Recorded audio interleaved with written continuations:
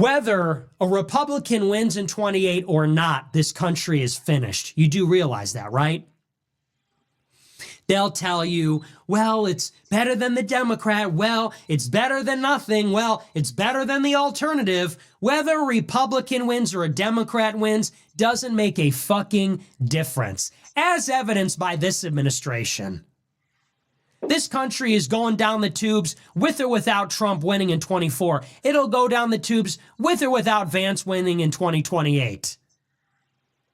Understand that. We're finished. Whatever happens there.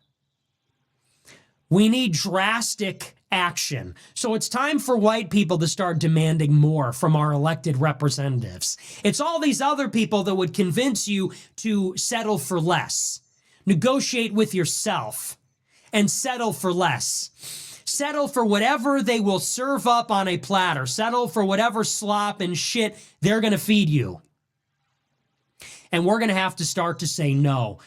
We deserve more than what we're getting. We deserve more than what we're getting from Trump. We deserve more than what we're getting from our elites. If you want us to get on board, you better earn it.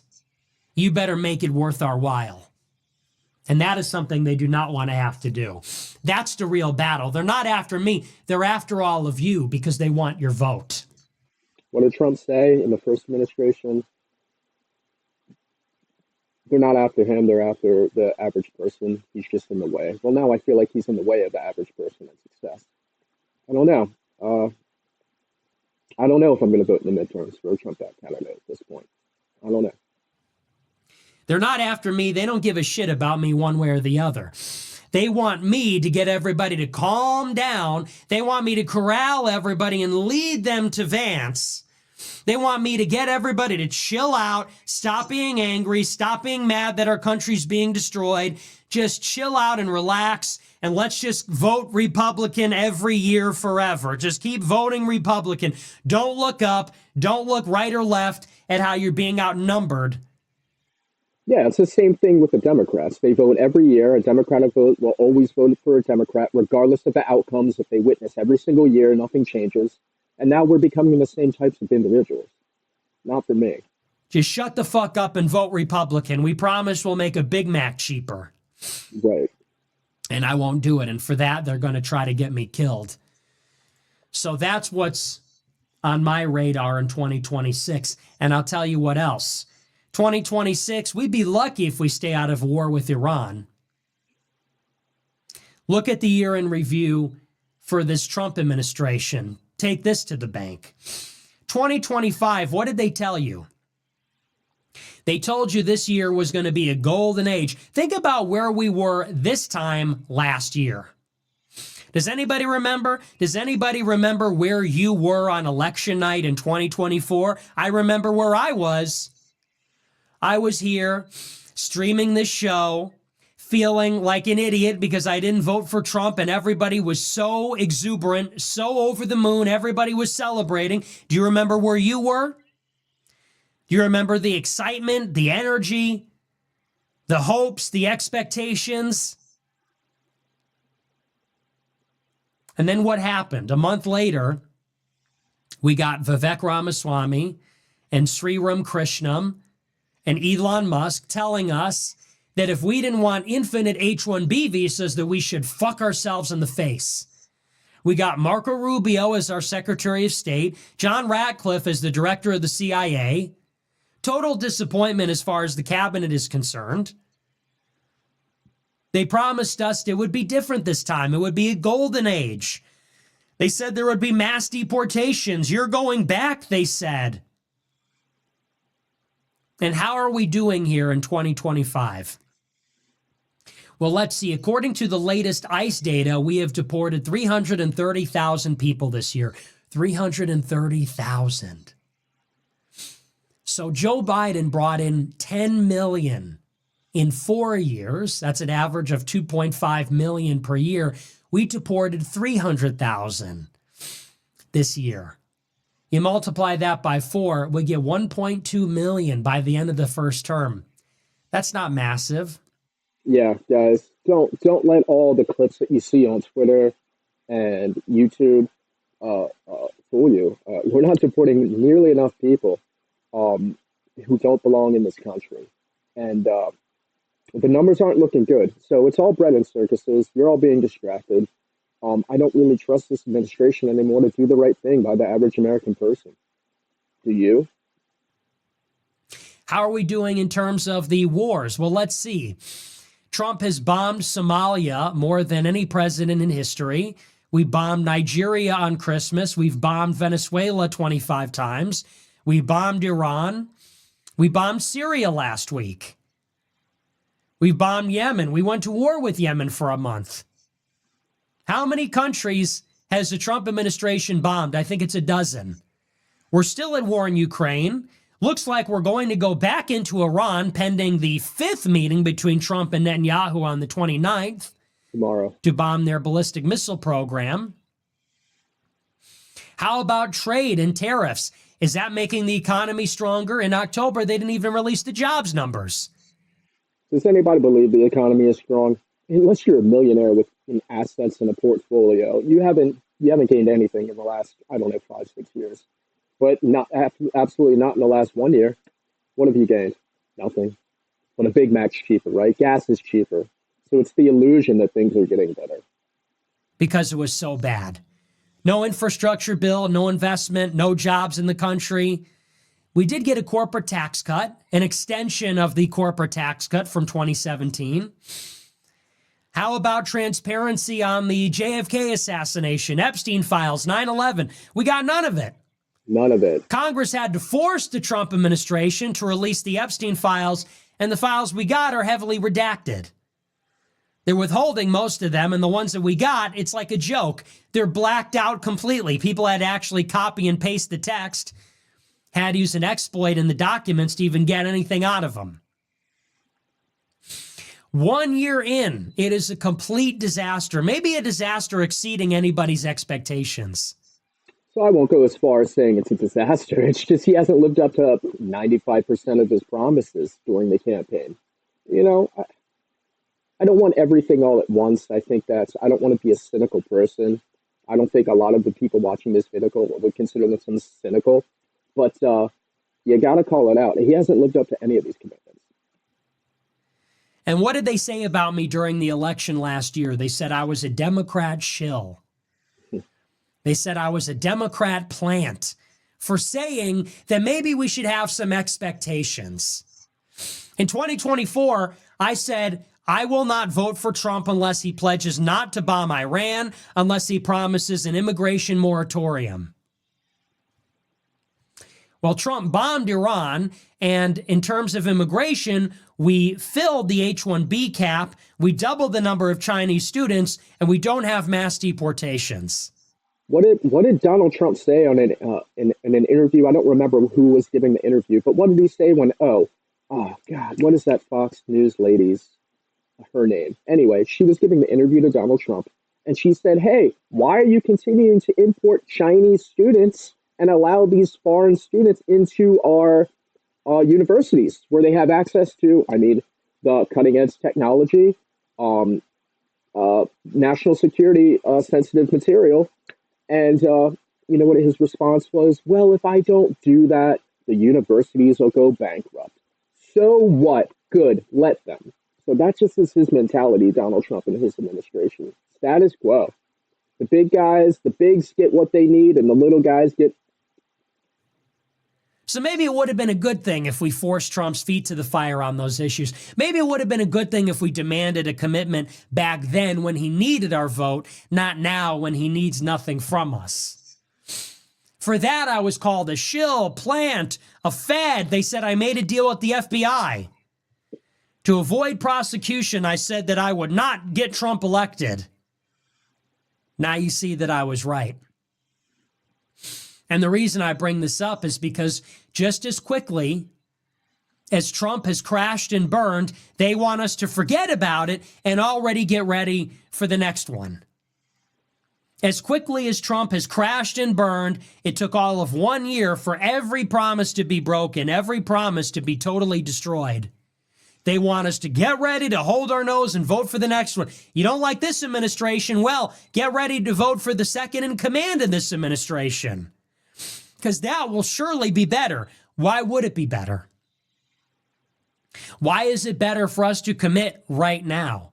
Why is it better? Why would we even, in the first place, why would it be smart for us to commit to vote at all in 2028? Why don't you worry about this year? Why don't you worry about governing? You want us to vote in 28? It's 25 and nothing is going right. Why don't you worry about this administration?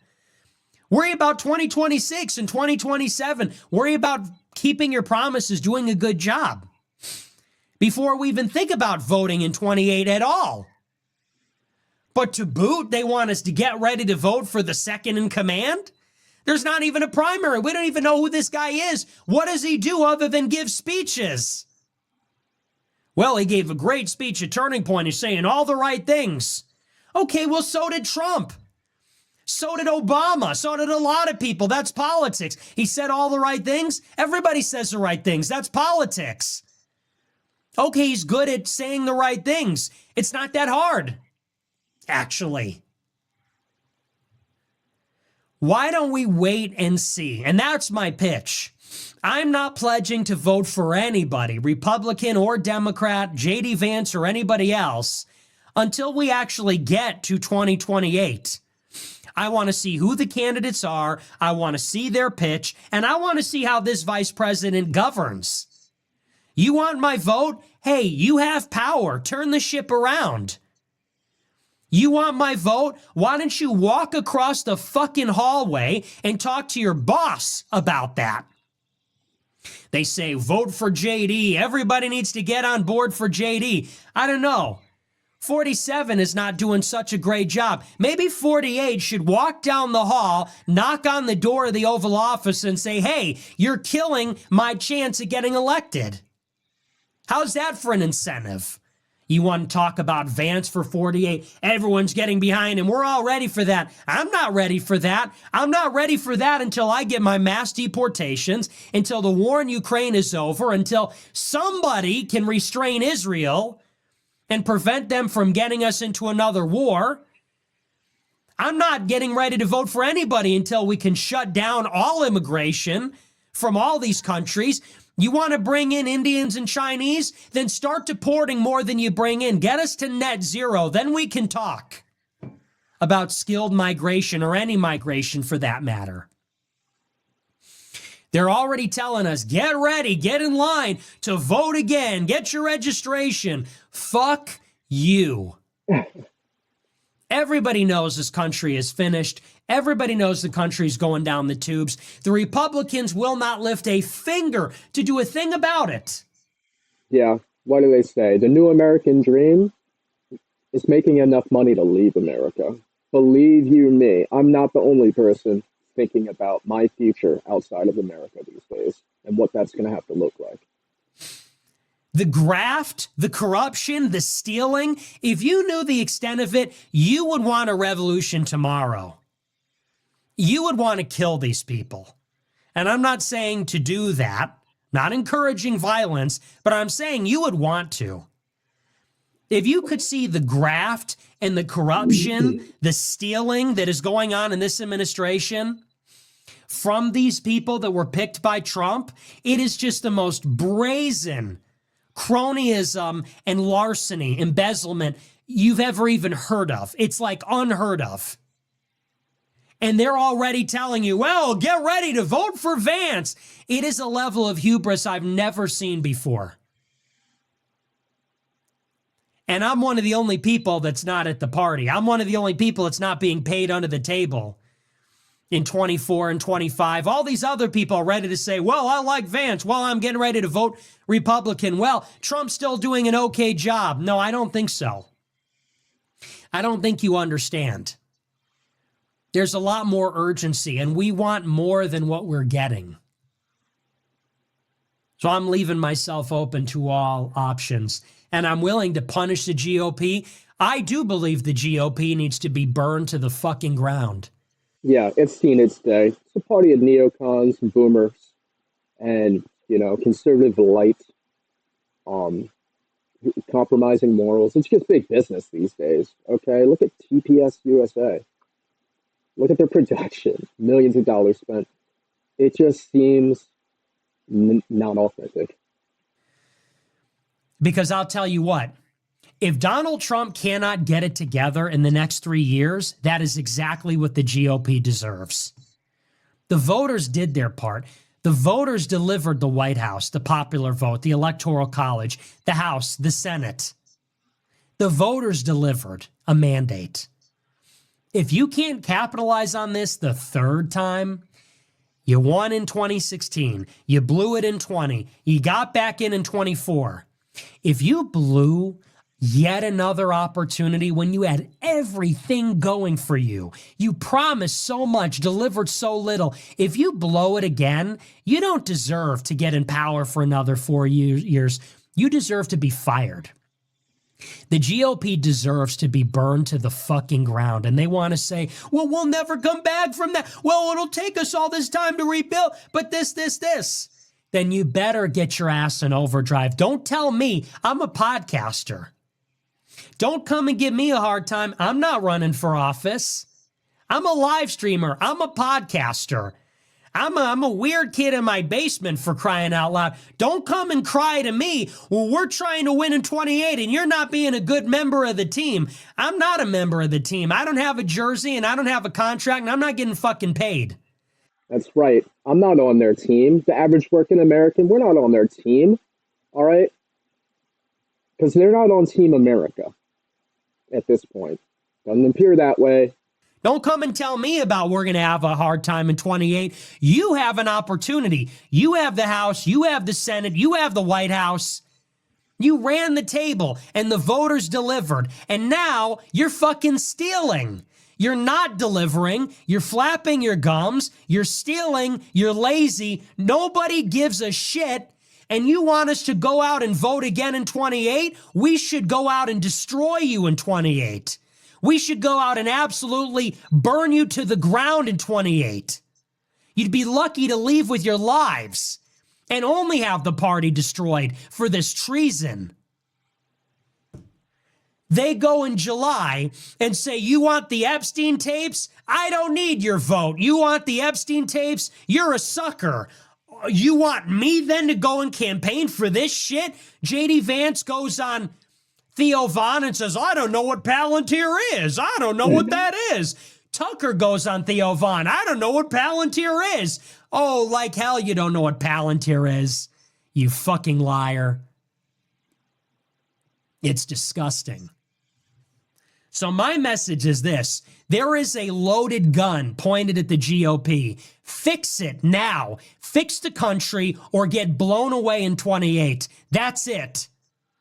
No negotiations. No one's holding their nose one more time. No one's going to be a good sport. We're not going to hold the line. We're not going to vote for the lesser of two evil. There is a loaded gun pointed at the GOP, figuratively, not literally. Figuratively. It's a very toxic climate right now, violent climate. But figuratively, there's a loaded gun pointed at the GOP. You better fix this country. J.D. Vance, you better march down to the Oval Office and get this guy awake from his nap and fix the country, or none of us are turning out in 28.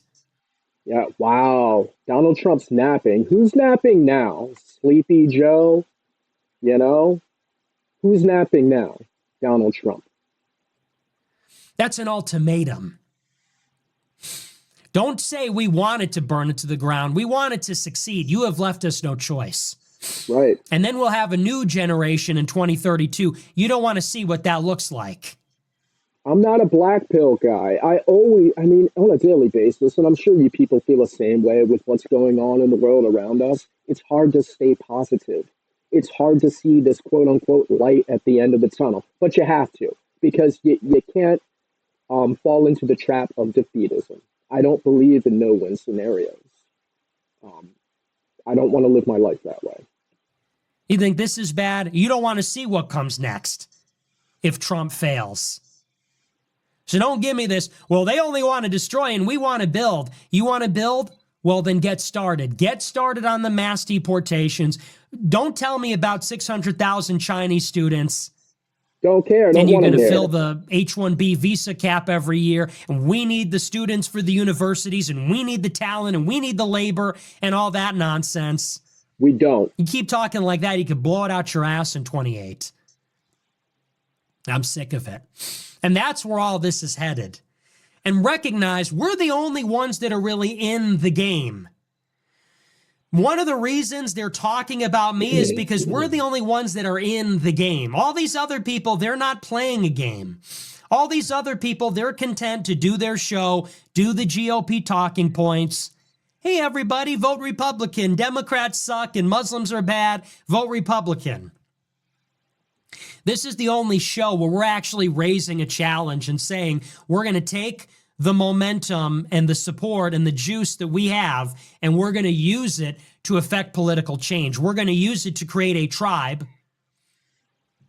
We are a team. And we're going to use it to throw our weight around. You want our vote? You better get it done. You're in power now. You want to campaign in 28? Use your power. Make us happy. You'll earn it. You'll take the wind right out of my sails. Otherwise, you could forget it. We will burn it to the ground. I'm the necessary evil. It's already burning to the ground. You want me to be the villain? I'll be the villain. I'll be the necessary evil. They say he's going to get the whole thing destroyed. He's going to get the Democrats to win. I'm necessary evil then. Call it what you want. You want me to be the villain? I'll play the villain. In 28, I'll be the extremist. I'll be the radical. Somebody has to, because otherwise, nobody has the urgency.